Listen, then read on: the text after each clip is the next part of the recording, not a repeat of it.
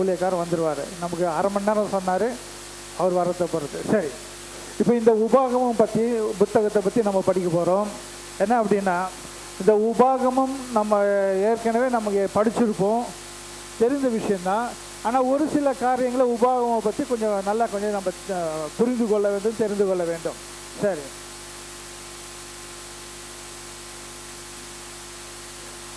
அவங்க கொஞ்சம் முன்னாடி வந்துட்டா, இல்லை ஃப்ரண்ட்டில் அவங்க பக்கத்தில் கூட வந்துட்டா கூட பரவாயில்ல. ஒரு 3 பேருக்கு இங்கே இருந்தவங்களாம் காணோம். வீட்டுக்கு போயிருக்காங்களா? அப்படியா? சரி சரி, 4 பேர் வரணும்.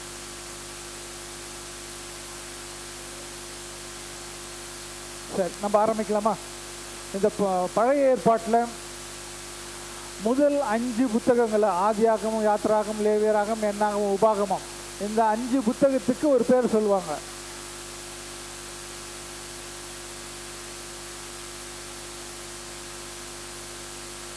Torah, Torah, Torah, Torah. இந்த 5 புத்தகத்துக்கு பேர் தோரா. பஞ்சாகம்னா என்ன அப்படின்னா, 5 இருக்கிறதுனால, இப்போ நம்ம ஊர் கிராமத்துலலாம் பார்த்தீங்கன்னா ஒரு சில கிராமத்துக்கு பேர் வச்சுருப்பாங்க. ஒரு ரோடு கூட, இங்கே ரோடுக்கு ஜெகநாதபுரம் மெயின் ரோடுன்னு இருக்குது.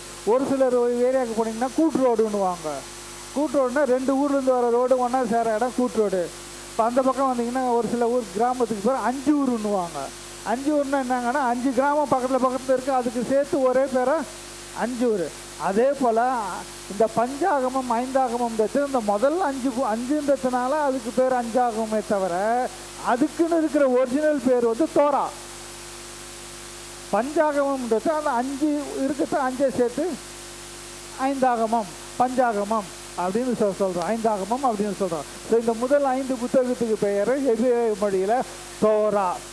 இந்த முதல் 5ன்றதுனால 5 அப்படின்னு. இப்போ நம்ம பெண்டாட்டாக்க ஹீப்ரூவில் சொல்கிறது, அதை அப்படியே நம்ம தமிழில் நம்ம பஞ்சாகமம் 5 அப்படின்னு நம்ம சொல்கிறோம், ஐந்தாகமம் அப்படின்னு நம்ம சொல்கிறோம். இப்போ இந்த முழு பழைய ஏற்பாட்டுக்கும் நல்லா புரியணும் அப்படின்னு சொன்னால், இந்த முதல் 5 புத்தகம் நல்லா புரிஞ்சாதான் முழு பழைய ஏற்பாட்டே புரியும். இப்போ பழைய ஏற்பாட்டில் இந்த 5 புத்தகத்துக்கு அப்புறம் பார்த்தோம் அப்படின்னா, யோசுவாவிலிருந்து அப்படியே பார்த்தீங்கன்னா, யோசுவா, நியாயாதிபதிகள் அப்படின்னு பார்த்தீங்க அப்படின்னா, இந்த நியாயாதிபதிகள்லாம் பார்த்தீங்கன்னா அவங்கள கொஞ்சம் ராஜாக்கள்லாம் வருவாங்க. 1 ராஜாக்கள், 2 ராஜாக்கள், 1 நாளாகமம், 2 நாளாகமெல்லாம் பார்த்தீங்கன்னா ராஜாக்கள்.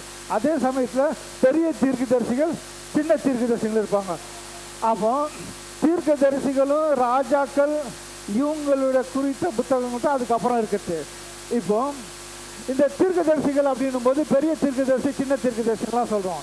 பெரிய தீர்க்கதரிசியில் பெரிய ஆள் யாருன்னு பார்த்தா ஏசாயா, எரேமியா, எசேக்கியேல், தானியேலாம் அந்த லிஸ்ட்டில் வருவார். மீதி பேர் இந்த 4 அதிகாரம் 5 அதிகாரம்லாம் இருக்காங்கல்ல, அவங்கெல்லாம் வந்து சின்ன தீர்க்கதரிசிகள் வருவாங்க. இப்போ நமக்கு அது அந்த தீர்க்க தரிசனங்கள் படித்தா புரியணும் அப்படின்னா, இந்த முதல் 5 புத்தகத்தை படித்தா தான் அது புரியும். ஏன்னு சொன்னால், எல்லா தீர்க்கதரிசிகளும் எங்கிருந்து தீர்க்க தரிசனம் சொல்கிறாங்கன்னா, இந்த முதல்ல 5 புக்கை படிச்சுட்டு இதுலேருந்து தான் தீர்க்க தரிசனம் சொல்கிறாங்க. அப்போ தீர்க்க தரிசன புத்தகங்கள் விளங்கணும் அப்படின்னா, இந்த முதல் 5 புத்தகங்களை படித்தா தான், இதை பேஸ் பண்ணி தான் அவங்க சொல்கிற எல்லா தீர்க்க தரிசனமும் இருக்குது. அது ஆசீர்வாதமாக இருந்தாலும் சரி, நீங்கள் ஆண்டவருடைய வார்த்தைக்கு கீழ்ப்படியில் விக்கிரங்கள் பின்னாடி போயிட்டீங்க, அதனால் உங்களுக்கு இதை போல் வரப்போகுது அப்படின்னு சொல்லிட்டு அவங்க எச்சரிப்பு கொடுத்தாலும், அந்த எச்சரிப்பும் எங்கிருந்து வருதுன்னா இங்கிருந்து தான் வருது. ஸோ இந்த 5 புத்தகங்கள்ல இருந்து தான் மீதி இருக்கிற எல்லா பழைய ஏற்பாடுமே அடங்கி இருக்கிறது. அப்போ மீதி இருக்கிற எல்லா பழைய ஏற்பாடும் விளங்கணும் அப்படின்னா, இந்த முதல் 5 புத்தகங்கள் நன்றாக படிக்க வேண்டும். இப்போ நமக்கு ஒரு கேள்வி, சரிங்க, முதல் 5 புக்கு படிக்கணுன்றீங்க, 5 புக்காக படிக்கணும், அதை கொஞ்சம் சுருக்கி இந்த ஸ்கூல்லாம் கேட்பாங்கள்ல, 4 லெசன் படிங்க அப்படின்னாலும் அதில் ஏதாவது முக்கியமானது அப்படின்னு சொல்லுவாங்களே, அதை மாதிரி இந்த 5 புக்கும் புரியலனா கூட 5 சேர்த்து எங்கே வருதுன்னா, முதல் 4 சேர்த்து உபாகமத்தில் வருது. அப்போ இந்த முதல் 4 புத்தகங்களுடைய மொத்த தொகுப்பு தான் உபாகமம். அப்போ உபாகம்னா என்ன அப்படின்னா, ஆதியாகமம், யாத்திராகமம், லேவியராகமம், என்னாகமம், இதனுடைய மொத்தத்தையும் ஒன்றா சேர்த்தா உபாகமம். இப்போ யாத்திராகமத்தில் என்ன சொல்லியிருக்கு, லேவியராகமத்தில் என்ன இருக்கு, எண்ணாகமத்தில் என்ன சொல்லியிருக்கிறாரோ அதை பக்கமாக சொல்லியிருப்பாரு. அதை எல்லாத்தையும் சுருக்கி உபாகமத்தில் சொல்றாரு. இப்போ கேள்வி என்னன்னா, ஏற்கனவே தான் பக்கமாக சொல்லிட்டார்ல, அதை எதுக்கு சொன்னதையே திருப்பி ரத்தன சுருக்கமாக சொல்ல வேண்டிய அவசியம் என்ன? ஏன் இப்போ மோசே வந்து அப்படி சொல்ல வேண்டிய அவசியம் இருக்கு? இப்போ எகிப்தை விட்டு வெளியே வராங்க, செங்கடலை தாண்டி வராங்க, இதெல்லாம் அவங்களுக்கு தெரியும்ல, அவங்க தானே தாண்டி வந்தது. அப்படி இருக்கும்போது அதுக்கப்புறம் நியாய பிரமாணம் கொடுக்குறாரு, சீனாய் மலை வருது, எப்படி ஆசரிப்பு கூடாரம் கட்டணும் அப்படின்னு சொல்றாரு. எகிப்தை விட்டு ஒரு கூட்டம் வந்துச்சுல்ல, அந்த கூட்டம் இப்போ கானானுக்குள்ள போக வேண்டிய அந்த காலகட்டம் வரும்போது அந்த கூட்டம் எல்லாம் மடிஞ்சு போச்சு. இப்போ இருக்கிறவங்க யாருன்னா அவர்களுடைய சந்ததி, அவங்களுடைய பிள்ளைகள், சின்ன பிள்ளைங்க தான், அவங்க தான் வளர்ந்துருக்காங்க. இவங்க இந்த 39 வருஷம் வனாந்தரத்தை சுற்றி வந்தாங்கல்ல, அதனுடைய ஆரம்பத்திலிருந்து அந்த அளவுக்கு அவங்களுக்கு தெரியாது. ஆனால் அவங்க வந்து எல்லாம் ஆசரிப்பு கூடாரம் கட்டத்துனா என்னன்னு தெரியும். மோசே வந்து மலைக்கு மேலே போனவர் வரக்கானாங்க, திரும்பி ரொம்ப நாள் ஆச்சு, நமக்கு ஒரு கண்ணுக்குட்டியை செய்யலாம் அப்படின்ட்டு ஒருத்தர் கண்ணுக்குட்டியை செய்ய ஆரம்பிச்சிட்டான். இந்த விஷயங்கள்லாம் அந்த சந்ததி நேராக இருந்து பார்த்தது. ஆனால் இப்போ கானானுக்குள்ளே போகணும்னு வந்து நிற்கும் பொழுது அந்த சந்ததிக்கு அதை பற்றி முழு விவரம் தெரியாது. ஏன்னா அந்த சம்பவம் நடக்கும்பொழுது அவங்க சிறு பிள்ளைகளாக இருந்தாங்க. இப்போ அவங்க வளர்ந்து பெரியவர்களாகி இப்போ கானானுக்குள்ளே போகிறதுக்கு ரெடியாக இருக்கிறாங்க. இப்போ இவங்களுக்கு என்ன சொல்கிறாருன்னா, இதுக்கு முன்னாடி என்ன நடந்ததோ எல்லாவற்றையும் தொகுத்து ரத்தன சுருக்கமாக இதுக்கு முன்னாடி இருந்த தலைமுறைக்கு விளக்கமாக விலாவாரியாக என்னென்னலாம் சொல்லி கொடுத்தாரோ அது எல்லாத்தையும் சுருக்கி இந்த உபாகமும் இந்த புத்தகத்தில் அவர் சொல்ல வேண்டிய அவசியம் ஏற்படுது. அப்போ அது இந்த முதல் 4 புத்தகங்களுடைய மொத்த தொகுப்பு மோசே வந்த பிறகு யாத்திராகமத்திலிருந்து அவர் என்னெல்லாம் சொல்லி கொடுத்தாரோ அது எல்லாத்தையும் சுருக்கி அவர் இங்கே உபாகம புத்தகத்தில் சொல்கிறாரு. சரி, இப்போ இந்த பேர் உபாகமம்னா என்ன? உபாகமம்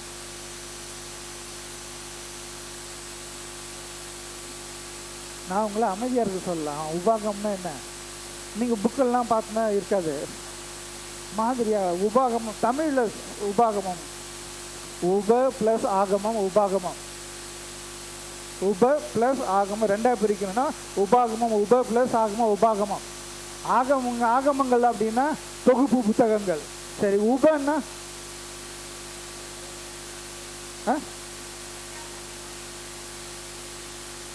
நீங்கள் சொன்னது கரெக்டு. அது தமிழில் சொல்லுங்களேன், ஏதாவது புரிகிற மாதிரி. அந்த உபன்ற வார்த்தையை நம்ம எங்கே யூஸ் பண்ணுறோம்? இல்லை உதாரணம் உப பதிலாக நீங்கள் முதல்ல சொன்னது கரெக்டு, அது ஓரளவுக்கு ரைட்டு தான். உப இப்போ இந்த மழை பெய்யும் போது நம்ம நியூஸ்லாம் சொல்லுவோம், அந்த இதில் தண்ணி நிரம்பிடுச்சு, அங்கே உபரி நீர், உபரின்னு சொல்கிறோம். உபரி அப்படின்னா அந்த ஏரி, இப்போ இங்கே புழல் ஏரிலாம் இருக்குல்ல, அது நிரம்பிடுச்சு, அந்த கொள்ளளவு எவ்வளவோ அது ஃபுல்லாகிடுச்சு. இப்போ இதை எக்ஸ்ட்ரா தண்ணி வருதுல்ல, அதுதான் உபரி நீர். அதை என்ன பண்ணுவோம், கொஞ்சம் திறந்து விட்டுருவோம், அது அங்கே வச்சு உபரி நீர். அப்போ ஏற்கனவே இருக்க வேண்டிய தண்ணி ஏரியில் கொள்ளளவுக்கு இருக்குது, அந்த கொள்ளளவை தாண்டி எக்ஸ்ட்ராவாக இருக்குல்ல, அது வந்து உபரி நீர் அப்படின்வோம். அந்த அர்த்தம் தான் உப அப்படின்னா, அந்த அர்த்தம் தான். இப்போ இந்த மக்களுக்கு சொல்ல வேண்டியதெல்லாம் இவங்க கண் கூட பார்த்து எல்லாம் ஏற்கனவே சொல்லி முடிச்சாச்சு. சொல்லி முடிச்சதை திருப்பி எக்ஸ்ட்ராவா உபரியா அவர் என்ன பண்ணுறாருன்னா எல்லாத்தையும் சேர்த்து கொஞ்சம் சொல்கிறாரு. அதுதான் தமிழுக்கு அர்த்தம், வேற எதுவும் கிடையாது. அப்போ உப ஆகம்னா இதுதான். இப்போ உங்களுக்கு புரியணும் அப்படின்னா இன்னொரு சொல்கிறேன். நீங்கள் இந்த புக்ஸை தான் கொஞ்சம் படிக்கிற பழக்கம் இருந்தா அப்படின்னா அட்டையை திரும்பிட்டு உள்ளே பார்த்தீங்கன்னா தலைப்பு பொருள் அடக்கம்னு கொடுத்துருப்பாங்க. ஒரு சில புத்தகங்களுக்கு 5, 6, 7ன்னு இருக்கும். இந்த பொருள் அடக்கணும் கொடுத்த பிறகு அதுக்கப்புறமா என்ன இருக்கும்?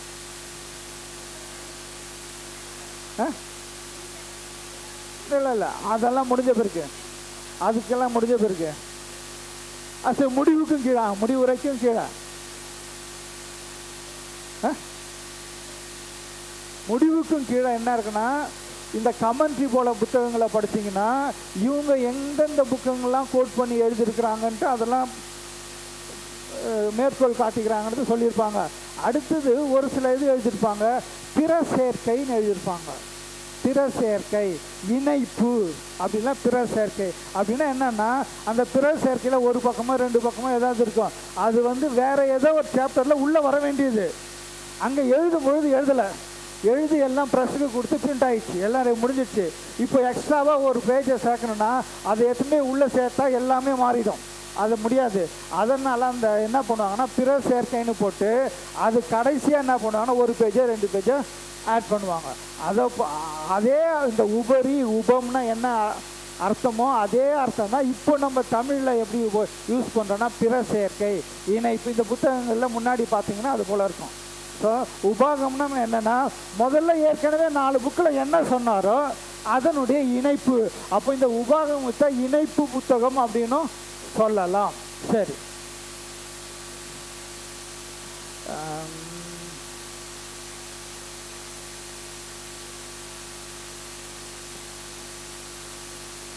இந்த உபாகமம் அப்படின்ற வார்த்தை வந்து உபாகமம் புத்தகத்தில் இதை எழுதினது மோசே. ஒரு சிலர் வந்து மோசே எப்படிங்க எழுதினாரு அப்படி, இல்லை மோசே எழுதினாரு அப்படின்னு புத்தகத்தினுடைய ஆசிரியர் மோசே அப்படின்னும் போது ஒரு சிலர் இல்லை அப்படின்னுவாங்க. இல்லை அப்படின்னும் போது இல்லைன்னு சொல்கிறதுக்கு என்னங்க ஆதாரம் அப்படின்னா, அவங்க எங்கே போவாங்க அப்படின்னா அந்த உபாகமத்துடைய கடைசி புத்தகத்துக்கு போவாங்க, கடைசி அதிகாரத்துக்கு. கடைசி அதிகாரத்தில் கடைசியாக பார்த்தீங்கன்னா மோசேயுடைய மரணத்தை பற்றி இருக்குது. இப்போ கேள்வி என்னன்னா, செத்து போனவர் வந்து அவரை பற்றி எப்படி நான் செத்து போயிட்டேன், கர்த்தர் வந்து என்னை அடக்கம் பண்ணினார்னு எப்படி எழுத முடியும்? அதற்கு மேற்கோள் காமிச்சு அதனால் அது மோசே எழுதலை அப்படின்வாங்க. அப்போ உண்மை என்னென்னா அது எல்லாம் எழுதுறது மோசே தான். இந்த கடைசி பகுதி இருக்குல்ல, அதை எழுதி ஆட் பண்ணவர் வந்து அவருக்கு பின்னாடி வந்து யோசுவா. அப்போ புத்தகத்தை எழுதுறது மோசே தான். அப்போ அந்த உபாகமும் புத்தகத்திலேயே ஏறக்குறைய 50 முறைக்கு மேலே மோசேன்ற பேரே உள்ள வருது. யார் எழுதினாரோ அவருடைய பெயரே அந்த புத்தகத்தில் மோசேன்ற பெயர் ஏறக்குறைய 50 முறைக்கு மேலே வருது. அடுத்தது புதிய ஏற்பாட்டுக்கு வரும்பொழுது இயேசு, பேதுரு, பவுல் இவங்கெல்லாம் என்ன பண்ணுறாங்கன்னா, யோவான்லாம் வந்து மோசையை வந்து மேற்கோள் காட்டி அவங்க எழுதுகிறாங்க. இப்போ ஏற்கனவே போன வகுப்பில் பார்த்தோம், யோவான் 1ஆம் அதிகாரம் 17வது வசனத்தில் என்னது, மோசையின் மூலமாக நியாயப்பிரமாணம் வந்தது, கொடுக்கப்பட்டது. அப்போ நியாயப்பிரமாணம் யார் மூலமாக கொடுக்கப்பட்டதுன்னு யோவான் எழுதும்போது என்ன சொல்கிறாருன்னா, அது மோசையின் மூலமாக தான் கொடுக்கப்பட்டது அப்படின்றாரு. இப்போ இயேசு கிறிஸ்துவனுடைய அந்த சோதனைகளை பார்க்கும் பொழுது அவர் நிறைய என்ன சொல்வார்னா, உபாகமத்தில் என்ன வசனம் இருக்கோ அதைத்தான் அவர் மேற்கோள் காட்டி பேசுவார். அடுத்தது இந்த விவாகரத்து திருமணம் சம்பந்தமாக பிரச்சனை வரும் பொழுது அப்போ என்ன பண்ணுவார்னா, மோசே வந்து இந்த தள்ளுதட்டீட்டை கொடுக்குறான்ல அதை பற்றி சொல்லும்பொழுது இயேசுவே என்ன சொல்வார்னா, மோசே உங்களுடைய இறுதிய கடினத்தின் நிமித்தம் அவர் இதை போல செஞ்சார் அப்படின்வார். அப்போ மோசே தான் அந்த உபாகமத்தை எழுதினார் அப்படின்றதுக்கு புதிய ஏற்பாட்டில் என்ன ஆதாரம் அப்படின்னா, இயேசுவே வந்து மோசேயுடைய பெயரை மேற்கோள் காட்டி தான் அதை சொல்லுவார். பாப்பா, இது எங்கள் கிளாஸு, இது எங்கள் கிளாஸு, உன் கிளாஸ் கிடையாது. என்ன புதிய ஏற்பாட்டில் இயேசுவே வந்து என்ன சொல்லுவார்னா, மோசே தான் இப்படி சொன்னாருன்றத அவர் இயேசுவே மேற்கோள் காட்டுவார். யோவான் சுவிசேஷத்துலேயும் அதே போல் பேதுருவை பற்றி பேதுரு நிருபத்தில் படித்தாலும் அவர் மேற்கோள் காட்டுவார். அப்போ இந்த உபாகமம் புத்தகத்தை எழுதியது மோசே அப்படின்றதுல எந்த விதமான சந்தேகமும் கிடையாது. அவருடைய மரணம் அப்படின்னு வரும்பொழுது அவர் மரித்த அந்த சம்பவம் அவருக்கு பின்னாடி வந்த அடுத்த லீடர் வந்து அதை சேர்த்து அவர் எழுதி முடிக்கிறாரு.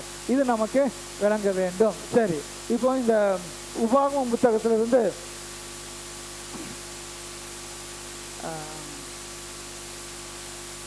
இப்போ யோசுவா வந்த பிறகு யோசுவாவில் நமக்கு ஒரு வசனம் தெரியும். யோசுவா 1:7-8 சொல்லுங்க பார்க்கலாம்.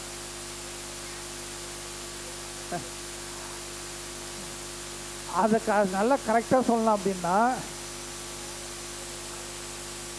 அது கரெக்டு. அந்த நியாயப்பிரமாணத்தின் அவர் அங்கே யோசுவா என்ன சொல்ல வர்றாரு, அந்த நியாயப்பிரமாண புத்தகம்னு சொல்கிறார்ல, அது எது? மோசே எழுதின அந்த புத்தகத்தை தான் அவர் திருப்பி சொல்றாரு, இந்த புத்தகத்தின்படி எல்லாம் நீங்க செய்ய கவனமாயிருங்க, இந்த புத்தகத்துல இருக்கிறத விசுவாசிங்க, வாயை திறந்து சொல்லுங்கன்றாரு. அப்ப இந்த நியாயப்பிரமாணம் புத்தகம் அப்படின்றதுக்கு பதிலா வேறு வார்த்தையில சொல்லணும் அப்படின்னா, இந்த தோராவில் எழுதியிருக்கிற நியாயப்பிரமாணம் தமிழ் வார்த்தை. அப்போ எபிரேய வார்த்தையின்படி சொல்லணும்னா, இந்த தோராவில் எழுதியிருக்கிறபடியெல்லாம் நீ செய்ய கவனமாயிருக்கு, இந்த தோராவில் எழுதியிருக்கிறபடியெல்லாம் நீ விசுவாசி, அதை வாயை திறந்து சொல்லு அப்படின்றார். அப்போ முழு பழைய ஏற்பாட்டுக்கும் இந்த உபாகமம் புத்தகம் வந்து ஒரு இணைப்பு புத்தகமாக இருக்கு. இந்த முழு பழைய ஏற்பாட்டை நான் புதிய ஏற்பாட்டை சேர்க்கல, பழைய ஏற்பாட்டை ரெண்டாக பிரிக்கணும்னா ஆதியாகமத்திலிருந்து முதல் 4 புத்தகம், உபாகமத்துக்கு பிறகு யோசுவாவிலிருந்து ஆரம்பித்து கடைசி தீர்க்கதரிசி வரைக்கும். இப்போ இந்த 2 புத்தகத்துக்கும் இணைப்பு பாலமாக இருக்கிறது யாருன்னா உபாகமம். இப்போ நம்ம வந்து பழைய ஏற்பாட்டிலிருந்து இந்த உபாகமம் புத்தகத்தை நம்ம உருவி எடுத்துட்டோன்னு வச்சுங்களேன், எதுவுமே கனெக்ஷன் இருக்காது. அங்கே இப்போ நம்ம ஏதாவது ஒரு படம் ஏதாவது நல்லா வரைஞ்சிட்டு அங்கங்கே ஓட்டை போட்டு டவுன் பண்ணி எடுத்துட்டு இது என்னதுன்னு கேட்டேன்னா சொல்லுவோம், ஏதோ படம் வரைஞ்சிருக்கிறாங்க, ஏன்னா எதோ அங்கங்கே அழிச்சிட்டு இருக்கிறாங்களே அப்படின்ற மாதிரி இருக்கும். அப்போ முழு பழைய ஏற்பாட்டுக்கும் இந்த உயிரோட்டம் கொடுப்பது எது அப்படின்னா இந்த உபாகமம் புத்தகம். இந்த உபாகமம் புத்தகம் அந்த அளவுக்கு முக்கியம்.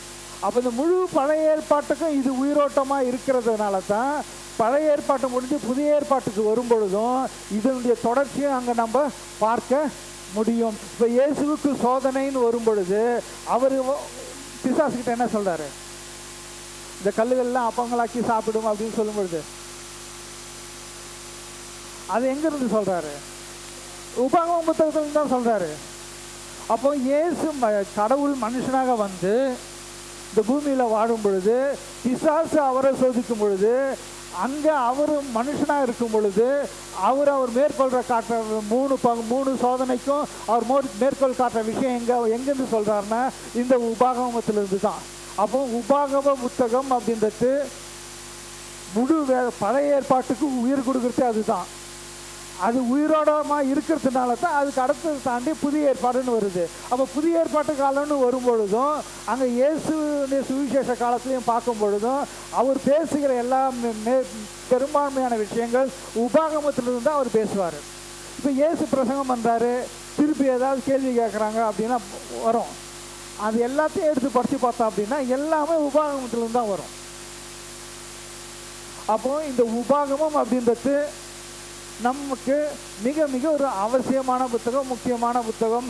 இதை நம்ம புரிந்து கொள்ள தவறிவிட்டால் அது எல்லாமே குழப்படியாக மாறும். ஏன்னா உபாகமம்னு ஒன்று நமக்கு என்ன அப்படின்னா புதிய ஏற்பாடு படித்தா போதும், 4 சுவிசேஷம் படித்தா போதும், மிஞ்சி போனால் பவுல் எழுதுந்து ஏதாவது சின்ன சின்ன நிருபங்கள் படித்தா போதும், பழைய ஏற்பாடு அவ்வளோ பெருசு எதுக்கு படிப்பானே அப்படின்னு நம்ம யோசிக்கிறோம். ஆனால் அது புரிஞ்சாதான் அது எல்லாமே புரியும். அப்போ இந்த பழைய ஏற்பாடுன்னு வரும்பொழுது பழைய ஏற்பாட்டுக்கு உயிர் கொடுக்கிறது எது அப்படின்னா இந்த உபாகமம் புத்தகம். சரி, நம்ம அடுத்த விஷயத்தை பார்க்கலாம்.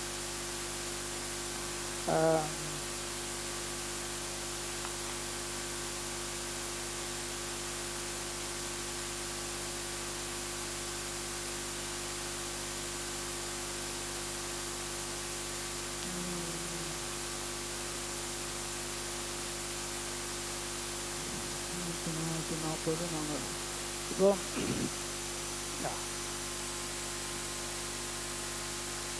இந்த இஸ்ரவேல் ஜனங்கள் எகிப்தை விட்டு வெளியே வந்து இதே பாலைவனத்தெல்லாம் கடந்து கானானுக்குள்ளே போகணும். இப்போ எகிப்தை விட்டு வெளியே வரும்போது 1400 BC, இங்கே வந்து நிற்கும் பொழுது 1400, 40 வருஷம் இங்கே சுற்றி இருக்கிறாங்க. இப்போ விஷயம் என்ன அப்படின்னா கடைசி ஒரு 3 மாதம் இருக்குது. கடைசி ஒரு 3 மாதம்னும் போது அதுக்கப்புறம் அந்த 40 வருஷம் முடியுது. அந்த கடைசி 3 மாதத்துக்கு முன்னாடி அந்த 2 மாதத்தில் தான் ஒரு சமவெளி பகுதியில் வந்து அவங்க உட்கார்றாங்க.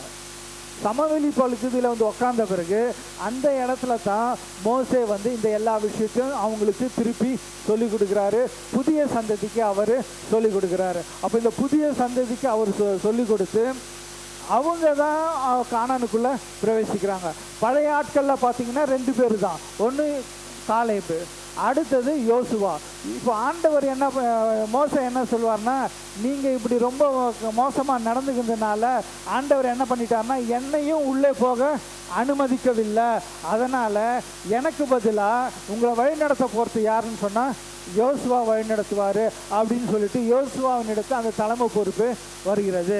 அப்போ இந்த புதிய தலைமுறை கானானுக்குள்ளே போகுது அப்படின்னா அவங்களுக்கு இப்போ ஒரு புதிய ஒரு லீடராக அங்கே வராரு. ஒரு புதிய ஒரு தலைமைத்துவம், ஒரு புதிய ஒரு தலைமைத்துவம் மாறும் பொழுது எல்லா இடத்துலையுமே கொஞ்சம் பிரச்சனைகள் இருக்க தான் செய்யும். அது தவிர்க்க முடியாதது. ஏன்னா ஒரு பெரிய கூட்டம் அப்படின்னும் பொழுது ஆளாளுக்கு ஒன்று ஒன்று சொல்லுவாங்க. இப்போ இங்கே முன்னாடி இருந்து ஒருத்தர் பேசும்போது சரிங்க சரிங்கன்னு தலையாட்டுவாங்க. அதுக்கப்புறம் பேசி முடிச்ச பிறகு அவங்க வந்து ஒரு சின்ன சின்ன குரூப்பாக சேர்ந்து அவங்கவுங்க ஒன்று பேச ஆரம்பிப்பாங்க. அவங்க பேசுறதெல்லாம் கடைசியாக என்னன்னு பார்த்தீங்கன்னா இவங்க என்ன முதல்ல சொன்னாங்களோ அதுக்கு ஆப்போசிட்டாக கூட இருக்கலாம். எப்படி ஒன்றாலும் இருக்கும். ஒரு குரூப்பு சரின்னு சொல்லும், ஒரு குரூப்பு தவறுன்னு சொல்லும், எப்படி ஒன்றாலும் இருக்கும். அப்போ புதிய தலைமைத்துவம் அப்படின்றது அந்த மக்களுக்கு ஒரு பெரிய ஒரு சவாலான ஒரு விஷயம். அடுத்தது இவங்க இந்த பாலைவனத்திலிருந்து வனாந்திரத்திலேருந்து கானானுக்குள்ளே போகும்பொழுது என்ன நடக்க போகுது அப்படின்னா அங்கே ஏற்கனவே ஒரு சில ஆட்கள்லாம் உள்ளே உக்காந்துருக்குறான். ஏற்கனவே அவங்க வேவு பார்த்துட்டு வந்தாங்கல்ல, அந்த ஆட்கள்லாம் உள்ளே உக்காந்துருக்கிறான். அப்போ புதிய எதிரிகளையும் அவங்க சந்திக்க வேண்டியது இருக்குது, புதிய தலைமைத்துவத்தையும் சந்திக்க வேண்டியது இருக்குது. இப்போ பிரச்சனை என்ன அப்படின்னா ஒருத்தர் ஏற்கனவே நமக்கு தலைவராக இருந்து பழக்கப்பட்ட ஒரு ஆளாக இருந்தால் அவர் இந்த வேலையை இப்படி தான் செய்வாருன்னு நமக்கு தெரியும். ஏன்னா அவர் கூட இருந்து வேலை செஞ்சு ஒர்க் பண்ணி அவர் இப்படி தான் பேசுவார், இந்த பிரச்சனையை இப்படி தான் சால்வ் பண்ணுவார், இவங்கக்கிட்ட இப்படி தான் நடந்துக்குவார்னு நமக்கு தெரியும். இப்போ ஒரு புதிய ஒரு ஆள் லீடராக வரும் பொழுது இவர் எப்படி பிஹேவ் பண்ணுவார் அப்படின்றது ஒரு கேள்விக்குறியாக தான் இருக்கும். அப்போ இந்த புதிய தலைமுறை கானானுக்குள்ளே போகுது அப்படின்னா அவங்களுக்கு அங்கே கானானுக்குள்ளே ஏற்கனவே இருக்கிற மற்ற மக்களும் அவங்களுக்கு பிரச்சனைக்குரியவங்க, அவங்கள துரத்த வேண்டியது இருக்குது. அடுத்தது இந்த புதிய லீடர் வராருல, இந்த புதிய லீடர் எப்படி நம்மளை லீட் பண்ணுவார், எப்படி கைட் பண்ணுவார், நமக்குள்ளே பிரச்சனை வரும்பொழுது அவர் எப்படி பிஹேவ் பண்ணுவார், இல்லை லீடருக்கும் அவங்களுக்கும் பிரச்சனை வரும்பொழுது எப்படி நடந்து கொள்வார் அப்படின்றது அவங்களுக்கு ஒரு மிகப்பெரிய ஒரு கேள்வி. அது மிகப்பெரிய ஒரு பிரச்சனை. ஏன்னா மோசையுடைய காலத்தில் பிரச்சனை வரும்பொழுது சில நேரத்தில் மோசைக்கு விரோதமாகவே அவங்க பேசுவாங்க. அப்போ மோசைக்கு விரோதமாகவே பேசும்பொழுது மோசை எப்படி நடந்துக்கினாருன்றது அவங்களுக்கு தெரியும். ஆனால் இப்போ மோசையுடைய காலத்துக்கு பிறகு யோசுவா தான் லீடரு, அவர் தான் நம்மளை உள்ளே கொண்டு போக போகிறாரு அப்படின்னும் பொழுது இந்த ஆள் என்ன பண்ணுவான்னு நமக்கு தெரியாது. அப்படி தான் அவங்க யோசிக்க தோணும். ஆனால் புதிய தலைவராக யோசுவா வந்த பிறகு அவர் என்ன சொல்கிறாருன்னா, ஏமா இந்த நியாயப்பிரமாண புத்தகம்லாம் இதெல்லாம் இதுக்கே மோசே சொன்னது, அதன்படி நடந்துங்க அப்படின்னு ஆண்டவர் யோசுவாங்கிட்ட சொல்கிறாரு.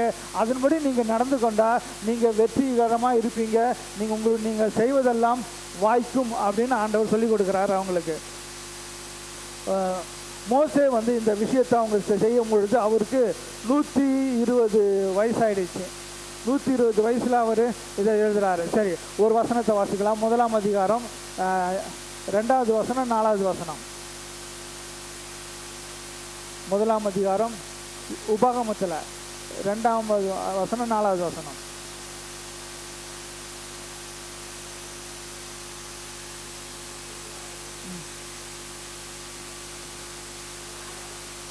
ரெண்டாவது வசனம் 4வது வசனம்.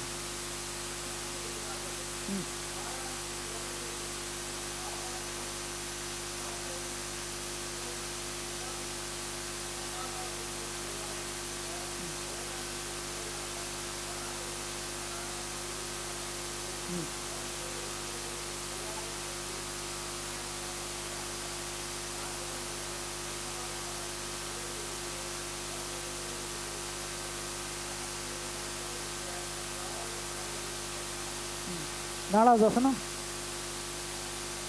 அது மறுபடியும் வாசிங்க. 11ஆம் மாதம்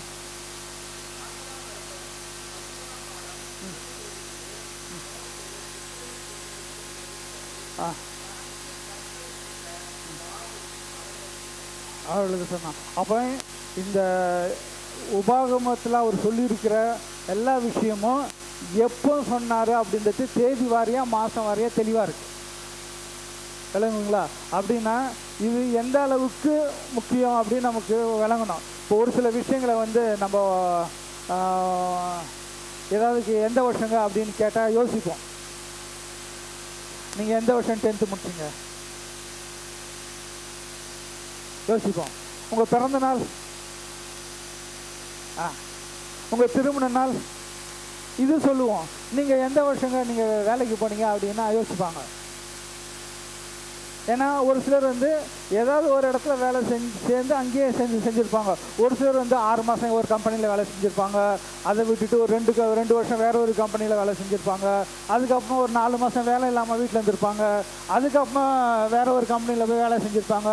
இப்போ அவங்கள போயிட்டு நீங்கள் எந்த வருஷங்க வேலையில் சேர்ந்தீங்க அப்படின்னா எந்த வேலையை சொல்கிறது எதை சொல்கிறது தான் யோசிச்சுருப்பாங்க.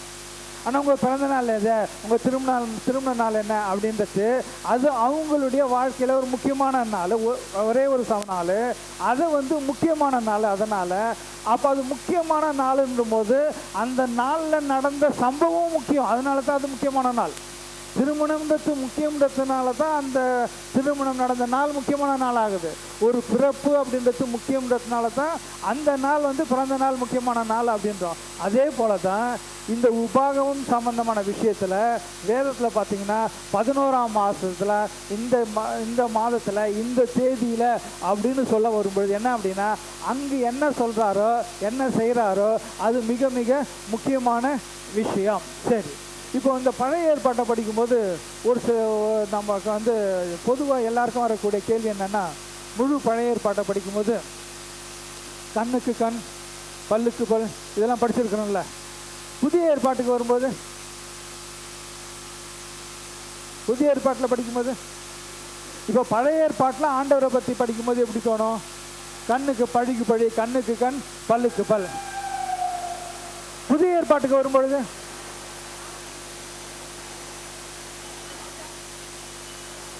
நீங்கள் அப்படியே ஜென்ரலாக பொதுவாக சொல்கிறீங்க, கொஞ்சம் ஸ்பெசிஃபிக்காக வாங்க.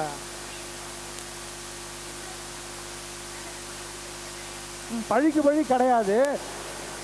இருங்க டைம் சொல்லுங்க. அன்பா இருங்க.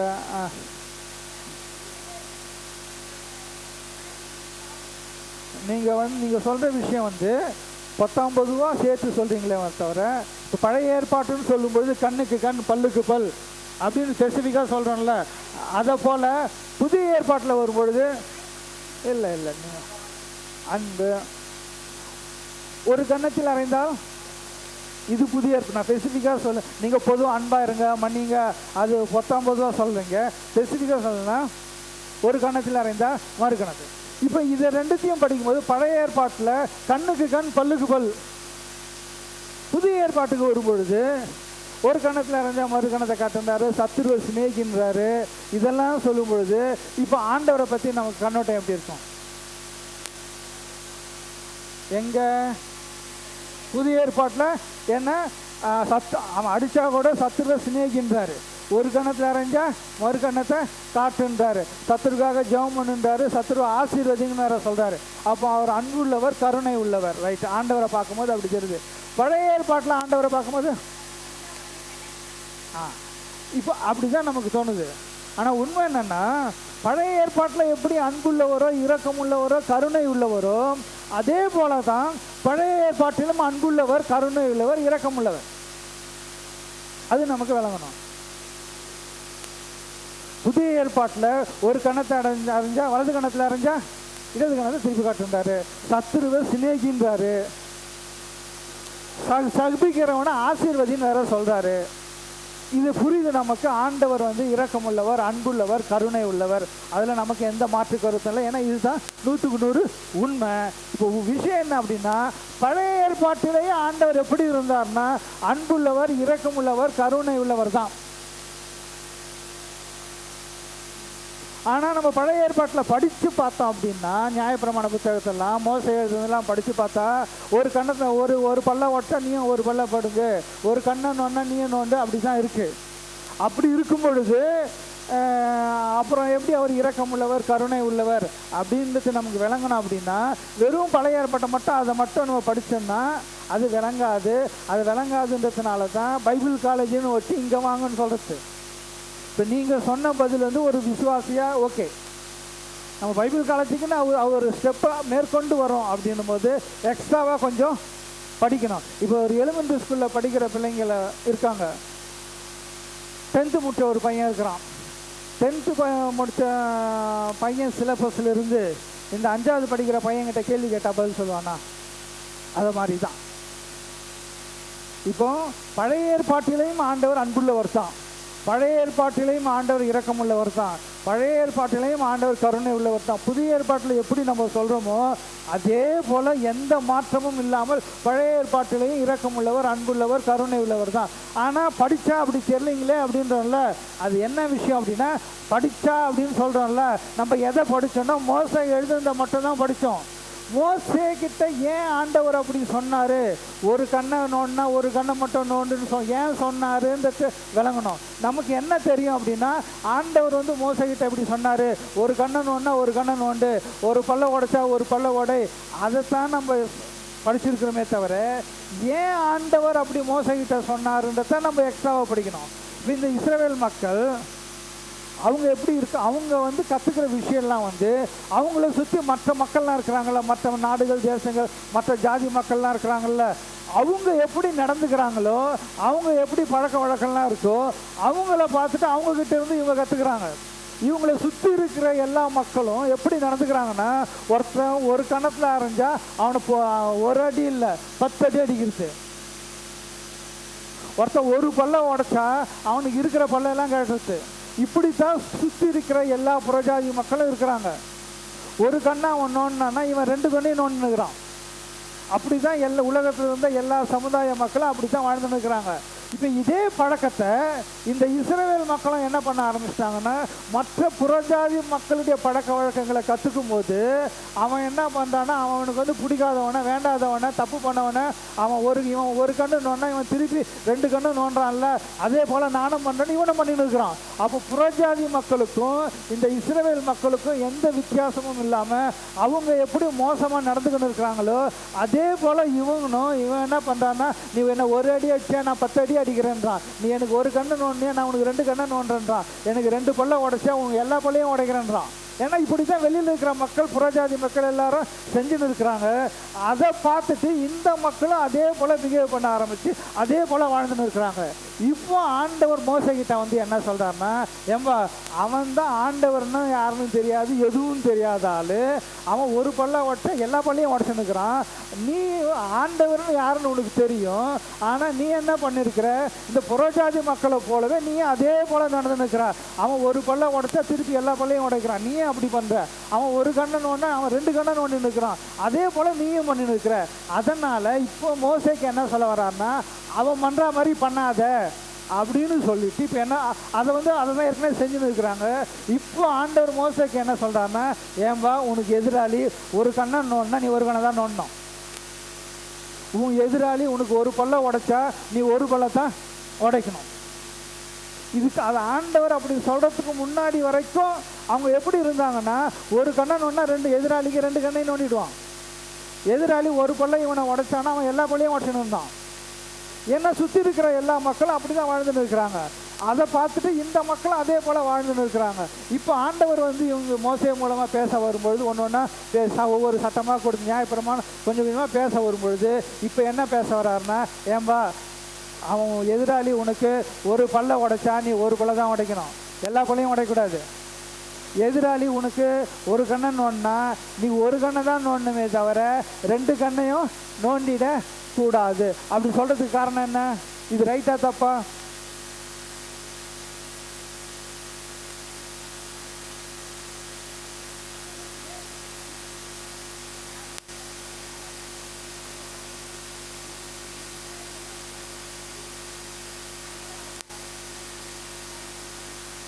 சரி, இப்போ இயேசு வந்து ஒரு கணத்தில் அரைஞ்சா ஒரு மறு கணத்தை காட்டுன்றாங்க. இது வரைக்கும் எத்தனை பேர் மறு கணத்தை காட்டுக்கிறீங்க? காட்டினவங்க மட்டும் கை தூக்குங்க. அப்புறம் இவ்வளோ நேரம் பேசுனதெல்லாம் வேஸ்ட் இல்லை. இல்லை அடி நான் வாங்கிக்கிறேன், நான் அடி வாங்கினாலும் நான் சாட்சிக்கு இருக்கிறேன், அடிக்க மாட்டாங்கன்னா சொல்ல, நான் அடி வாங்கியிருக்கிறேன். எங்கன்னு கேட்குறீங்களா? பாஸ்டர்ஸ் மீட்டிங்கில் தான் அச்சோனும் பாஸ்டர். என்ன பாஸ்டர் பார்த்தா இல்லை, நான் வந்து லைனில் வந்து நிற்கிறேன், எதுக்கு அடிச்சானு எனக்கும் தெரியாது. இதுதான் நிஜ உலகம். இப்போ நம்ம சொல்ல வர விஷயம், பழைய ஏற்பாட்டில் ஆண்டவர் நல்லவராக இருக்கிறாரு, புதிய ஏற்பாட்டில் ரொம்ப மோசமாக இருக்கிறாரு, அப்படி கிடையாது. பழைய ஏற்பாட்டிலையும் ஆண்டவர் அன்புள்ளவர், இரக்கமுள்ளவர். ஏன் அப்படின்னா, அந்த மக்கள் ஆண்டவர் இப்படி சொல்கிறதுக்கு முன்னாடி அவங்க என்ன நடந்துட்டு இருந்து அவங்க நான் நிலைமை என்ன அப்படின்னா, மற்ற புறஜாதிகளை போலத்தான், மற்ற மார்க்கத்தாரை போலத்தான் இவங்களே நடந்துருக்கிறாங்க. அவன் ஒரு அதே அடிச்சு அவன் திருப்பி ஊரையே கூட்டு வந்து அடிக்கிற மாதிரி இவனும் அப்படி தான் பண்ணிருக்கிறான். இப்போ ஆண்டவர் என்ன சொல்கிறான்னா, ஏன்பா அவங்கள போல நடந்துக்காத அப்படின்னா, அவங்கள போல நடந்துக்காதான்னு என்ன சொல்ல வரீங்க அப்படின்னா, உங்கள் எதிராளி அங்கே ஒரு கண்ணை நோன்னா அவன் 2 கண்ணையும் நோன்றான், நீ அப்படி பண்ணாத. அவன் ஒரு கொள்ளை உடைச்சா எல்லா பள்ளியும் உடைக்கிறான், அவனை மாதிரி நீ பண்ணாத. அப்போ எப்படி தான் அப்படின்னு மொத்தம் மோசே கிட்ட சொல்கிறாரு, ஒரு கொள்ளை உடைச்சா ஒரு கண், ஒரு கண்ணை உடைச்சா ஒரு கண்ணு, ஒரு கையை உடைச்சா ஒரு கை. அப்போ ஆண்டவர் நல்லவர், கிருபை உள்ளவர், இரக்கம் உள்ளவராக இருந்துக்கிறதுனால தான் அங்கே ஆண்டவரை விட்டு வெளியில் இருக்கிற மக்கள், ஒரு கை போச்சுன்னா எதிராளிக்கு அவன் 2 கையும் வெட்டி நிற்கிறான், ஒரு பல்லு போச்சுன்னா எல்லா பள்ளியும் உடச்சு நிற்கிறான், மோசமாக நடந்து நிற்கிறான். அப்படி இருக்கிற அந்த சமுதாயத்தில், அந்த காலகட்டத்தில் ஆண்டவர் அதை மாத்துறாரு மோசே மூலமாக. இல்லைப்பா அப்படி செய்யக்கூடாது அப்படின்ட்டு. இப்போ நம்ம கேட்கலாம், நாங்கள் சரிங்க அந்த ஒரு கண்ணை கூட எதுக்கு நோண்டணும், ஒரு கண்ணை நோண்டிட்டான் சரி அதுக்காக இன்னொரு கண்ணை நோண்டணுமா அப்படின்னா, அந்த மக்களுக்கு அவ்வளோதான் சொல்லிக் கொடுக்க முடியும், அவ்வளோதான் புரியும். அதுக்கு மேலே சொன்னால் மோசே சொல்ல பார்த்துக்கிறாரு, மோசவே கல்லெடுக்க வந்துக்கிறாங்களே. ஆண்டவர் சொன்னது தான் சொல்லும் பொழுதும் மோசேக்கு அதை போல நிலைமை நடந்திருக்கு. அப்போது நம்ம புரிந்து கொள்ள வேண்டியது, ஆண்டவர் பழைய ஏற்பாட்டில் ரொம்ப மோசமாக இருந்தார், புதிய ஏற்பாட்டு காலத்துக்கு வரும்போது மாறிட்டார் அப்படின்னு இல்லை. புதிய ஏற்பாட்டில் படிக்கும்பொழுது எந்த அளவுக்கு அன்புள்ளவர், இரக்கமுள்ளவர், கிருபை உள்ளவராக இருக்கிறாரோ அதே போல தான் பழைய ஏற்பாட்டு காலத்திலையும் அவர் அன்புள்ளவராக, இரக்கமுள்ளவராக இருந்தார். அது விளங்கணும். அதை பற்றி தான் இந்த உபாகமத்தில் முழுக்க முழுக்க சொல்கிறார். முழுக்க முழுக்க சொல்ல வரேன்னா, ஆண்டவர் கிருபை உள்ளவர், இரக்கம் உள்ளவர், 1000 தலைமுறை மட்டும் அவர் இரக்கம் உள்ளவர், 1000 தலைமுறை மட்டும் அவர் தயவு செய்கிறவர், தலைமுறை தலைமுறை அப்படின்னு வருது. ஏன் அப்படின்னா, ஆண்டவர் செய்கிற ஒரு விஷயம் ஏதோ ஒருத்தருக்கு இல்லை, அது தலைமுறை தலைமுறைக்கும் போகணும். ஏன் அப்படின்னா, செய்கிறவர் ஆண்டவர், அவர் நல்லவர். அதனால் அவர் செய்கிற விஷயம் நல்லவர், நல்ல விஷயத்தை செய்கிறதுனால அந்த நன்மையான காரியம் உங்கள் வாழ்க்கையில் ஒன்று வருது அப்படின்னா, ஆண்டவர்கிட்ட இருந்து உங்கள் வாழ்க்கையில் ஒரு நன்மை வருதுன்னா, அந்த நன்மை உங்கள் வாழ்க்கையோடு கூட நின்றுடக்கூடாது, உங்களை தாண்டி தலைமுறை தலைமுறைக்கு போகணும். ஆண்டவர் உங்களை பார்க்குறாருன்னா உங்களை மட்டும் பார்க்கல, உங்களுக்கு பின்னாடி இருக்கிற தலைமுறையும் பார்க்குறாரு. நீங்கள் நல்லா இருக்கணும், நீங்கள் ஆசீர்வாதமாக இருப்பீங்கன்னு ஆண்டவர் சொல்கிறாருன்னா உங்களை மட்டும் சொல்லலை, உங்களுக்கு பின்னாடி வரக்கூடிய எல்லா தலைமுறையும் சேர்த்து தான் சொல்கிறார். அதைத்தான் உபாகம புத்தகத்தில் மோசே திருப்பி சொல்கிறார். ஏன்னு சொன்னால், இப்போ அந்த நேரத்தில் இருக்கிற ஜனங்கள் சிறு பிள்ளைகளாக, வாலிபர்களாக இருந்தவங்க வளர்ந்து பெரியவங்களாக இருக்கிறாங்க. இவங்களுக்கு இந்த 38 வருஷமாக எகிப்து விட்டு, செங்கடலை விட்டு தாண்டி வந்ததுலேருந்து நிறைய விஷயங்கள் அவங்களுக்கு தெரியாது, ஞாபகத்தில் இல்லை. இப்போ அவங்களுக்கு தெரிஞ்சதெல்லாம் கஷ்டம் நஷ்டம் அதெல்லாம் சொல்லியிருப்பாங்க, அது தெரிஞ்சிருக்கும். ஆனால் நன்மையான காரியங்களை சொல்லத்துக்கு வாய்ப்புகள் குறைவு. இப்போ ஆண்டவர் எப்படி இரக்கம் உள்ளவர், நன்மை உள்ளவர், நன்மை செய்கிறவர் அப்படின்றத, ஆண்டவர் நல்லவர் அப்படின்றத சொல்கிறதுக்காகத்தான் உபாகம புத்தகத்தில் மோசே எல்லா காரியங்களையும் சுருக்கமாக தொகுத்து அவர் சொல்கிறார். அப்போது பழைய ஏற்பாட்டில் ஆண்டவர் மோசமாக இருந்தார், புதிய ஏற்பாட்டில் அவர் மாறிட்டார், நல்லவராக மாறிட்டார் அப்படி இல்லை. பழைய ஏற்பாட்டிலையும் கர்த்தர் நல்லவர் தான். எப்படி அப்படின்னா, இந்த உபாகம புத்தகத்தை நம்ம படித்து பார்த்தோம் அப்படின்னா, உபாகம புத்தகம் சொல்ல வர விஷயம்னா, கர்த்தர் உங்களுக்கும் நல்லவர், உங்களுக்கு மட்டுமல்ல உங்களுக்கு பின்னாடி வருகிற உங்களுடைய சந்ததிக்கும் தலைமுறை தலைமுறைக்கும் கர்த்தர் நல்லவர் அப்படின்ற விஷயத்தை தான் இந்த உபாகம புத்தகம் சொல்ல வருகிறது. சரி, இப்போ நம்ம அடுத்த விஷயத்துக்கு பஸ் என்ன எவ்வளோ நேரம் பார்த்தோம் அப்படின்னு 30 நிமிஷமா? 3 மணிக்கா? சரி, ரைட்டு, 3 மணிக்கு. 3 மணிக்கு கிளாஸ் முடிச்சுடுங்களா? ரைட்டு, சரி. இப்போ இந்த உபாகம புத்தகத்தில் இப்போ நான் சொல்கிறத மட்டும் நீங்கள் எழுதிக்கலாம். நான் பாதி சொல்கிறேன், மீதி பாதி அவர் ஜேசுதாஸ் பார்த்து சொல்லுவேன். முதல் விஷயம் என்னென்னா, மோசேயினுடைய முதல் செய்தி 1ஆம் அதிகாரம் 1வது வசனத்திலிருந்து 4ஆம் அதிகாரம் 4வது வசனம் வரைக்கும். மோசேயினுடைய முதல் செய்தி 1ஆம் அதிகாரம் 1வது வசனத்திலிருந்து 4ஆம் அதிகாரம் 4வது வசனம் வரைக்கும். அப்படி எப்படி எழுதுவீங்கன்னு தெரியுங்களா? நோட்டை காமிங்க.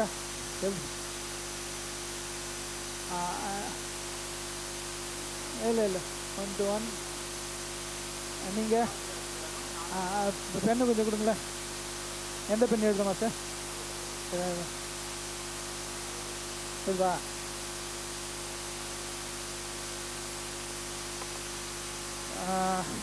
எப்படி எழுதணுன்னா 1ஆம் அதிகாரம் 1லிருந்து 4. இது வந்து இன்ட்ரோடக்ஷன். நான் இப்போ ஃபஸ்ட்டு சொன்னது 1ஆம் அதிகாரம் 1வது வசனத்திலிருந்து 4ஆம் அதிகாரம் 44.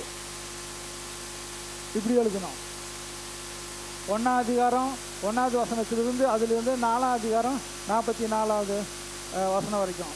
அதுக்கு கீழே என்ன அப்படின்னா அறிமுகம் அல்லது முன்னுரை. 1ஆம் அதிகாரம் 1லிருந்து 4 வசனங்கள். 1ஆம் அதிகாரம் 1லிருந்து 4. அடுத்தது இது போட்டுக்கோங்க. கடந்த காலத்தை நினைவு கூறுதல்.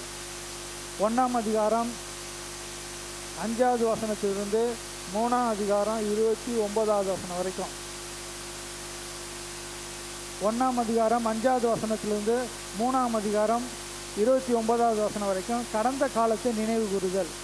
அடுத்தது சி கால் டு ஒபீடியன்ஸ், கீழ்ப்படிய ஒரு அழைப்பு. 4ஆம் அதிகாரம் 1லிருந்து 40. டி 4ஆம் அதிகாரம் 41லிருந்து 44. இப்போ இந்த 4ஆம் அதிகாரம் 1லிருந்து 40 பார்த்தீங்க அப்படின்னா, ஆண்டவர் வந்து இந்த முதல்ல பிரசங்கத்தை அப்போ மோசே சொல்லி முடிச்சுட்டு என்ன பண்ணுறாருன்னா, நம்ம சபைங்களை நம்ம செய்கிறோம்ல, ஒரு பிரசங்கம் பண்ணிவிட்டு முடிக்கும்போது அதுக்கு ஆல்டர் கால் கொடுப்பாங்க, பார்த்துருக்கீங்களா? அது சுவிசேஷ கூட்டத்தில் பார்த்துருப்போம். பொதுவாக எல்லா பொது கூட்டத்துலேயும் அப்படி செய்வாங்க. சில நேரத்தில் சபைக்குள்ளே பிரசங்கம் பண்ணும் பொழுதும் நம்ம ஆல்டர் கால் கொடுத்து நம்ம என்ன சொல்லுவோம் அப்படின்னா, சபைக்குள்ளே இதுக்கு ஒப்பு கொடுத்து ஜெபம் பண்ணுறவங்க ஜெபம் பண்ணுங்க, ஏவப்பட்டு ஜெபம் பண்ணுங்க, இல்லை ஆண்டவர் உங்ககிட்ட பேசியிருந்தாருன்னா நீங்கள் ஜெபம் பண்ணுங்க அப்படின்னு ஒப்பு கொடு. இந்த பழக்கம் எங்கேருந்து வருதுன்னா, மோசே கிட்ட இருந்து. மோசே இப்படி பண்ணார், அதைத்தான் அப்படியே நம்ம சபைக்குள்ளே அப்படியே ஃபாலோ பண்ணிடணும். இது நம்ம கண்டுபிடிச்சது இல்லை, ஆல்டர் கால் கொடுக்குறதுல நம்ம கண்டுபிடிச்சது இல்லை, இது மோசே பண்ணுறது. மோசே ஒரு பிரசங்கத்தை பண்ணுறாரு முதல் செய்தியில். அவர் பண்ணி முடிக்கும் பொழுது அவர் என்ன சொன்னாரோ, ஆண்டவர் இதெல்லாம் சொல்லியிருக்கிறாருன்னு சொல்லிட்டு என்னெல்லாம் சொன்னாரோ அதற்கு கீழ்ப்படிங்க, அதுக்கு ஒப்பு கொடுங்க அப்படின்னு சொல்லிட்டு அவர் ஆல்டர் கால் கொடுக்குறாரு. அதுதான் 4ஆம் அதிகாரம் 1லிருந்து 40. அடுத்தது 4ஆம் அதிகாரத்தில் 41லிருந்து 44 வரைக்கும் என்ன அப்படின்னா, இந்த அடைக்கல பட்டணம் 4ஆம் அதிகாரம் 41லிருந்து 44 வந்து அடைக்கல பட்டணம். அடைக்கல பட்டணம்னா என்னன்னு தெரியுங்களா? அது போல் இப்போ இருந்தால் நல்லாயிருக்கும். அடைக்கல பட்டணம்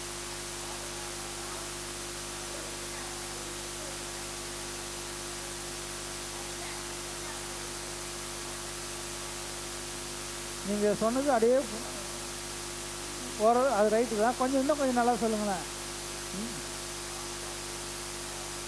பாதுகாப்பாக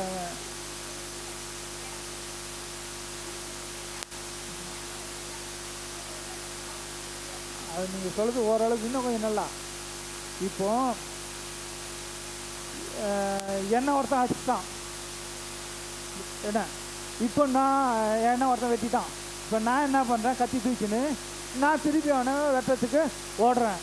அவன் என்ன பண்ணுறான்னா எஸ்கேப் ஆகி ஓடி போய், அவனுக்கு நல்லா தெரியுது நம்ம இவனை அடிச்சிட்டோம், திருப்பி நம்மளை வெட்டாமல் விடமாட்டான்னு நல்லா தெரியும்.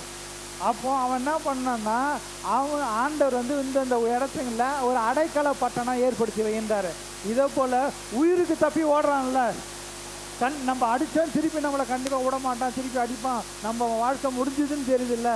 அவன் உயிர் காப்பாற்றினா போதும், உயிர் தப்பிச்சா போதுன்னு ஓடுறான்ல, அதை போல் கண்டிஷனில் இருக்கிறவங்க அவங்க போய் ஒரு ஒளியறதுக்கு பதுங்கிறதுக்கு ஒரு பட்டணங்களை ஒரு சில இடங்களை கட்டி வைக்க சொல்கிறான். அதுக்கு பேர் அடைக்கலை பட்டணம். அது உள்ளே போய் இது பண்ணிட்டான் அப்படின்னா, நான் என்ன தான் கோவக்காரனாக இருந்தாலும், நான் எவ்வளோ தான் பெரிய கத்தி தூக்கின்னு இருந்தாலும், நான் போய் அவனை வெட்டவோ அடிக்கவோ எதுவும் பண்ண முடியாது, ஒன்றும் பண்ண.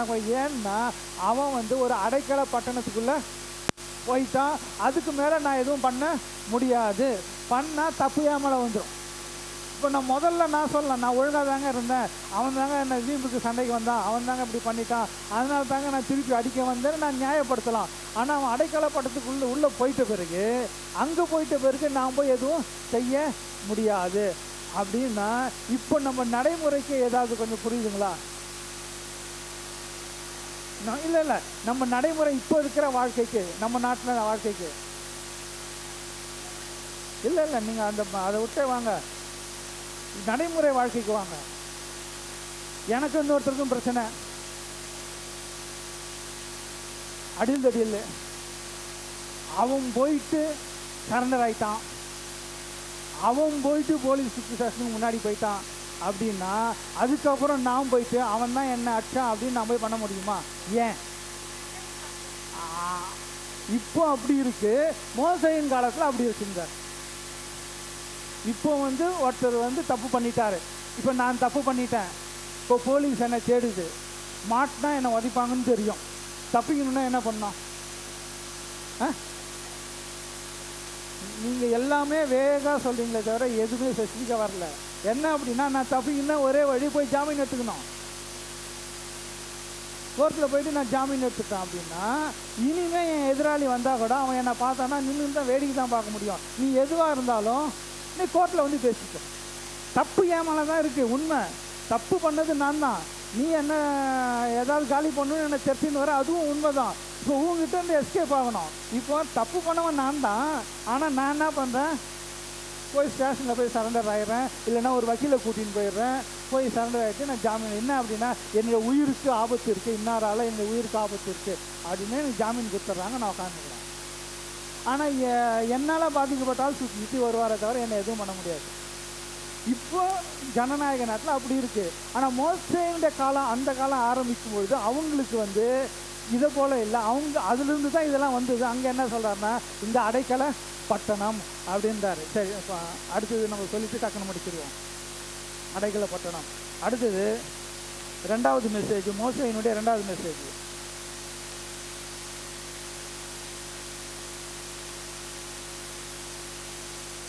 நாலாம் அதிகாரம் 44 4ஆம் அதிகாரம் 45 26ஆம் அதிகாரம் 19 வரைக்கும். இது முழுக்க என்ன அப்படின்னா, 10 கட்டளைகளை குறித்து முதல்ல விளக்கம் சொல்கிறாரு. இந்த 10 கட்டளைகள்லாம் யாத்திராகமத்தில் ஏற்கனவே விளக்கமாக அவர் சொல்லிட்டாரு. அதனுடைய சுருக்கத்தை அவர் சொல்கிறாரு. என்ன அப்படின்னா, 4ஆம் அதிகாரம் 45 11ஆம் அதிகாரம் 32 வரைக்கும். இது எக்ஸ்போசிஷன் ஆஃப் 10 கமாண்ட்மெண்ட்ஸ். அடுத்தது டி செரிமோனியல்லாம், வழிபாட்டு முறை. இந்த வழிபாட்டு முறை யாத்திராகமத்திலும் லேவியராச்சும் பக்கம் பக்கமாக இருக்கும். அவங்க பக்கம் பக்கமாக சொன்னதை, ஆரோனுக்கு எப்படி ட்ரெஸ்ஸு போடணும், இப்படி எப்படி ட்ரெஸ்ஸு தைக்கணும், எதை எப்படி இருக்கணும், எல்லாத்தையும் விளக்கமாக சொல்லியிருப்பார். அந்த விளக்கமாக சொன்னதை சுருக்கமாக இந்த இடத்துல செரிமோனியல்லால் அவர் உபாகமத்தில் அவர் சொல்லியிருப்பார். 12ஆம் அதிகாரம் 1 16ஆம் அதிகாரம் 17வது வசனம் வரைக்கும். அடுத்தது சிவில்லா. இந்த சிவில்லாவில் இந்த விவாகரத்து சம்பந்தம், மேரேஜ் சம்பந்தம், இந்த சொத்து, இந்த பாகம் பிரிக்கிறது, சமுதாய பிரச்சனைகள், இப்படிப்பட்ட பிரச்சனைகள்லாம் சிவில்லா 16ஆம் அதிகாரம் 18 18ஆவது அதிகாரம் 22 வரைக்கும். அடுத்தது குற்றவியல் சட்டம், கிரிமினல் லா. 19ஆம்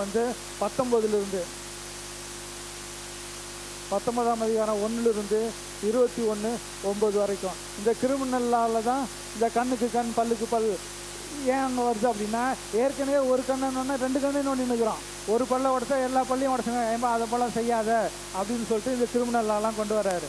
அடுத்தது சோஷியல் லா. 21ஆம் அதிகாரம் 10 26ஆம் அதிகாரம் 19 வரைக்கும். இதோட இது வந்து மோசேயினுடைய 2வது செய்தி. 3வது செய்தி வந்து 27ஆம் அதிகாரத்திலிருந்து ஆரம்பிக்குது. அதுக்கு அடுத்த பாடத்தில் நீங்கள் அடுத்த வகுப்பில் நீங்கள் அதை பார்க்கலாம். இப்போ வழிபாட்டு முறை, சமுதாய வாழ்க்கை, குடும்ப வாழ்க்கை, சொத்து பிரச்சனை, சட்ட பிரச்சனை, இது எல்லாமே வந்து யாத்திராகமம், லேவியராகமம், என்னாகமத்தில் 2 ஆகமத்தில் முழுசாக இருக்குது. அங்கே விளக்கமாக சொன்ன விஷயங்களை சுருக்கமாக தொகுத்து என்ன சொல்கிறாருன்னா, ஏன்பா இவ்வளவு தான் அப்படின்றத யாருக்கு சொல்கிறாருன்னா, புதிய சந்ததி, புதிய தலைமுறை வந்துக்குது. அவங்க பழைய தலைமுறை பார்த்ததை ஒரு சில விஷயங்களை நேராக பார்க்கல, ஒரு சில விஷயங்களை அவங்க நேராக அனுபவிச்சில்லை, அறகுறையாக அவங்களுக்கு தெரியும். அறகுறையாக தெரிஞ்ச விஷயங்களை இந்த புதிய தலைமுறைக்கு முழுசாக என்ன பண்ணுறாருன்னா, மோசே வந்து இது இப்படி தான் அப்படின்னு ஆண்டவர் இப்படி தான் தொகுத்து சொல்லியிருக்காரு அப்படின்றத புதிய சந்ததிக்கு அவர் சொல்லி கொடுக்கிறார். அப்போ இந்த உபாகமம் புத்தகம்ன்றத சுருக்கமாக சொல்லலாம் அப்படின்னா, முழு பழைய ஏற்பாட்டுக்கும் உயிர் கொடுப்பது, உயிரோட்டம் கொடுப்பது உபாகமம். முதல் 4 புத்தகத்தையும், உபாகமத்துக்கு பின்னாடி இருக்கிற யோசுவாவிலிருந்து கடைசி தீர்க்கதரிசிகள் வர இருக்கிற எல்லா புத்தகத்தையும் இணைப்பு பாலமாக இருப்பது உபாகமம் புத்தகம். பழைய ஏற்பாடு இருக்கிற ராஜாக்களாக இருந்தாலும் சரி, தீர்க்கதரிசிகளாக இருந்தாலும் சரி, ஆசாரியர்களாக இருந்தாலும் சரி, அவங்க எல்லாமே வந்து இந்த முதல் 5 புத்தகம் தோராவிலிருந்து தான் எடுத்து பேசியிருக்கிறாங்க. முக்கியமாக இந்த உபாகமம் புத்தகத்திலிருந்து தான் எடுத்து பேசியிருக்கிறாங்க. சுவிசேஷத்துக்கு வந்தாலும் இயேசுவும் என்ன பண்ணுறாருன்னா, இந்த உபாகமம் புத்தகத்தில் தான் மேற்கோள் காட்டுறாரு. பேதுருவும் இந்த உபாகமம் புத்தகத்தில் தான் மேற்கோள் காட்டுறாரு. யோவானும் உபாகமம் புத்தகத்தில் தான் மேற்கோள் காட்டுறாரு. அப்போ இந்த முழு வேதாகமத்துக்கும் ஒரே ஒரு புத்தகம் எல்லாத்துக்கும் சம்மந்தப்பட்டு இருக்கு அப்படின்னு சொன்னால் அது உபாகமம் புத்தகம் தான். அப்போ உபாகமம் அப்படின்றது வேதத்தில் ரொம்ப ரொம்ப மிக முக்கியமான ஒரு புத்தகம். அதை வந்து நமக்கு ஏதோ ஒரு பழைய ஏற்பாட்டு தானே அப்படின்னு கேர்லெஸ்ஸாக விட்டுறாம, அதை எந்த அளவுக்கு புரிஞ்சு படிக்கிறோமோ அந்த அளவுக்கு முழு வேதத்தையும் நம்மளால் அது புரிந்து கொள்ள முடியும். சரி, 3-5 ஆயிடுச்சு. இதோட நம்ம முடிச்சுக்குவோம்.